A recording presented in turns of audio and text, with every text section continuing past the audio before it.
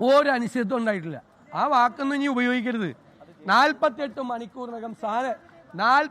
മണിക്കൂറിനകം സ്ഥാനാർത്ഥിയെ തീരുമാനിച്ച ഒരു പാർട്ടിയോട് എന്ത് അനിശ്ചിതത്വം ഉണ്ടായെന്ന് പറയുന്നത്? അല്ല, അത് നിങ്ങൾക്കൂടെ പറഞ്ഞല്ലോ. ആദ്യത്തെ 24 മണിക്കൂർ 50 സ്ഥാനാർത്ഥികളെ പ്രഖ്യാപിക്കുമെന്ന് പറഞ്ഞു. ആദ്യത്തെ 24 മണിക്കൂറിൽ ഞങ്ങളുടെ സെൻട്രൽ ഇലക്ഷൻ കമ്മിറ്റി ചെയർമാൻ സുഖമില്ലാതായി.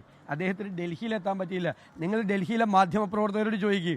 ഞാനിപ്പോൾ അവിടെ കണ്ടോൺമെൻറ്റിൽ ചെല്ലാമെന്ന് പറഞ്ഞാണ് ചെന്ന് എനിക്ക് എത്താൻ പറ്റിയില്ലെങ്കിൽ സുഖമില്ലാതായാല. അതൊക്കെ നിങ്ങളുടെ ഒരു സാമാന്യ മര്യാദയുടെ പ്രശ്നമാണ് മാധ്യമപ്രവർത്തകർ കാണിക്കുന്നത്. അടുത്ത 24 മണിക്കൂറിൽ അദ്ദേഹം ഡൽഹിയിൽ വന്ന് അടുത്ത 24 മണിക്കൂറിനകം 50 വരെ 55 പ്രഖ്യാപിച്ചു. അപ്പോൾ ആദ്യത്തെ 24 മണിക്കൂർ ഒരാൾ സുഖമില്ലാതായി എന്ത് ചെയ്യും? അദ്ദേഹത്തിൻ്റെ സിഗ്നേച്ചർ വേണ്ടേ അദ്ദേഹത്തിൻ്റെ? മാത്രമല്ല, ഞായറാഴ്ചയാണ് പെട്ടെന്ന് പ്രഖ്യാപിക്കുന്നത്. തിങ്കളാഴ്ച പ്രഖ്യാപിക്കും എന്ന് കണക്കാക്കിയിട്ട് അദ്ദേഹം തിങ്കളാഴ്ച വരാൻ വേണ്ടിയിട്ട് എല്ലാം കണക്കാക്കി വെച്ചിരുന്നതാണ്.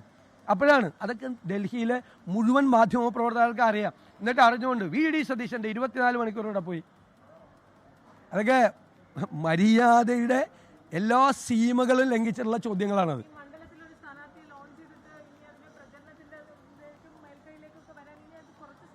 ഏത് സമയം? ഇനി സമയം എല്ലാവർക്കും അത്ര സമയമുള്ളൂ.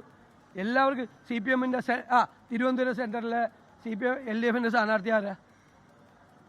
അല്ല, ആരാ സ്ഥാനാർത്ഥി? അല്ല, ആരാ? ഞാൻ ചോദിച്ചാണ് അല്ലേ. അതൊക്കെ ഒന്ന് വാർത്ത ഇടുന്നതല്ലായിരിക്കും. ഞങ്ങളുടെ 140 സീറ്റിൽ ഞാൻ ചോദിച്ചാൽ പറയാം. ഞാൻ ഇപ്പോൾ പറയാം ബൈ ഹാർട്ട് എനിക്ക് 140 സീറ്റിൽ. പക്ഷേ തിരുവനന്തപുരത്തെ സെൻറ്ററിൽ CPM-ൻ്റെ എതിരാളി ആരാന്ന് ഞാൻ അന്വേഷിച്ചിട്ട് ഇതുവരെ പിടികിട്ടിയിട്ടില്ല. അതൊക്കെ ഒന്ന് ഇടയ്ക്ക് നോക്കിയേക്ക്. പിന്നെ BJP-യുടെ അല്ല, ഞാൻ ചോദിച്ചാണേ. BJP-യുടെ NDA-യുടെ എല്ലാം ആയാ? അല്ല, കൊടുക്കണില്ല, അത്രയും പോരാ. ഇങ്ങോട്ടാണ് ഫോക്കസ് മുഴുവൻ. പ്രതിപക്ഷ നേതാവും പറവൂരിലെ UDF സ്ഥാനാർത്ഥിയുമായ VD സതീശൻ മാധ്യമപ്രവർത്തകരോട് സംസാരിക്കുകയായിരുന്നു. കോൺഗ്രസിന്റെ ചരിത്രത്തിൽ ഏറ്റവും വേഗം സ്ഥാനാർത്ഥി നിർണയം പൂർത്തിയാക്കിയ തെരഞ്ഞെടുപ്പാണിത്. സ്ഥാനാർത്ഥികളെ കോൺഗ്രസ് തീരുമാനിച്ചു. K. സുധാകരന്റെയും അടൂർ പ്രകാശിന്റെയും കാര്യത്തിൽ ഹൈക്കമാൻഡാണ് തീരുമാനം എടുക്കേണ്ടിയിരുന്നത്. അതിനുള്ള സാവകാശം മാത്രമാണ് എടുത്തത്. ഹൈക്കമാൻഡ് തീരുമാനം വരും മുമ്പ് തന്നെ മാധ്യമങ്ങൾ K. സുധാകരനും അടൂർ പ്രകാശും സ്ഥാനാർത്ഥികളാകും എന്ന നിലയിലുള്ള പ്രചാരണം നടത്തി എന്നാണ് VD സതീശൻ പറഞ്ഞത്. കോൺഗ്രസിലെ സ്ഥാനാർത്ഥി നിർണയം വൈകുന്നു എന്ന് പറയുന്നവർ തിരുവനന്തപുരത്ത് LDF-ന്റെ സ്ഥാനാർത്ഥി തിരുവനന്തപുരം സെൻട്രൽ മണ്ഡലത്തിൽ ആരെന്ന് അന്വേഷിക്കുന്നില്ല.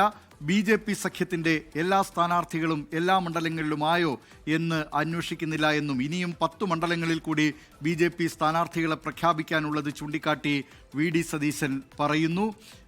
മാധ്യമപ്രവർത്തകരാണ് ഇക്കാര്യത്തിൽ ഒരു അനാവശ്യമായിട്ടുള്ള ആശങ്ക സൃഷ്ടിക്കുന്നതിന് വേണ്ടിയുള്ള ശ്രമം നടത്തിയതെന്നാണ് VD സതീശൻ പ്രതിപക്ഷ നേതാവ് തിരുവനന്തപുരത്ത് മാധ്യമപ്രവർത്തകരോട് പറഞ്ഞത്.